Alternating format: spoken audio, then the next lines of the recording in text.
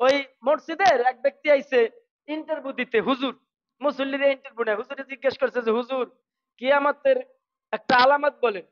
হুজুরে বলছে যে কিয়ামতের মেইন আলামত মূর্খরা আলেমের পরীক্ষা নেবে। বুঝতেছেন কথা?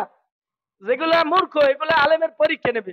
এখন আর মনে ধরছে হুজুর কি কথা বললেন, কয় সঠিক কথা বলছি। অর্থাৎ মুসল্লিরা যে ইমামকে টেস্ট করছে, হুজুরে ওখানে মারছে যে মূর্খরা আলেমের পরীক্ষা নেবে। এরপরে বলছে তো ঠিক আছে, এখন বেতন কত লাগবে? জিজ্ঞেস করছে বেতন কত লাগবে? বলছে আপনার ছেলের বেতন কত? ছেলে বড় চাকরি করে। বলছে ছেলের বেতন আছে 50। কয় আমার লাগবে 52,000। কয় আপনি থাকতে আসছেন? কয় কেন? কয় আপনার ছেলের যদি বেতন 55, 56, 52 হয়, আমিও মানুষ, তারও আপনারও ছেলের স্ত্রী আছে, তার বাপ মা আছে, আমারও বাপ মা আছে, আমার কত দিবেন? আমারও তো তার মতো দিতে হইবে।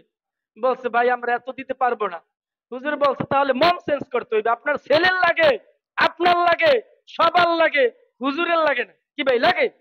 হুজুরের লাগে না। হুজুরের যে আদিকালে বেতন 4,000, 5,000, আলহামদুলিল্লাহ সবাই খুশি। সুতরাং জ্ঞান খাটান সব জায়গায়, জ্ঞান খাটান নিজের জন্য না, জ্ঞান খাটান সব জায়গায়। যে সব জায়গায় উন্নতি হয়েছে। একজন মসজিদের ইমামের বেতন 5,000 টাকা, চলে ভাই? চলে না।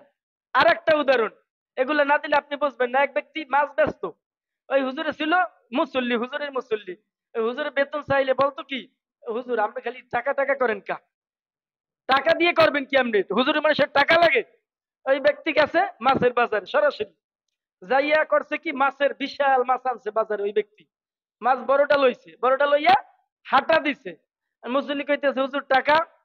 কয় হুজুরের টাকা লাগে কি করতে? আপনি মসজিদে বসে বলছেন হুজুরের টাকা লাগে না, সুতরাং আমি চলে যাই। এখন মুসল্লি কয় ফাজলামি করেন মেয়া। তাহলে দেখবেন বাংলাদেশের মানুষ সব বোঝে, ইসলাম বোঝে না। সুতরাং আল্লাহ পাক আমাদেরকে ইসলাম বোঝার মতো তৌফিক দান করুন। আমিন।